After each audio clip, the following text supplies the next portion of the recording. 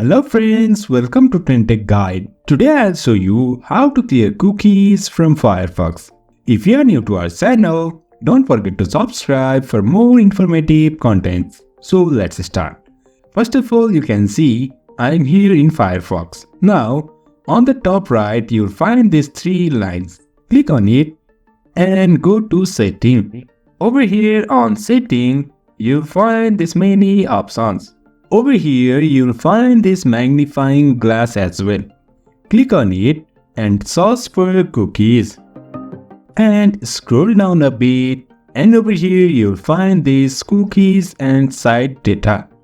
Now to clear these cookies, click on this clear data. Over here you can find cookies and cache. Here I have 128 KB as cookies and 427 KB on cache. To delete them both, just let it be checked over here. If you don't want to clear this cache, just uncheck this and only cookies will be deleted.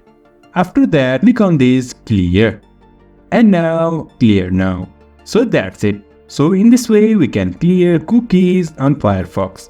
So if there is any problem, please let me know in the comment below. We'll be very happy to help you. Don't forget to subscribe. Have a good time.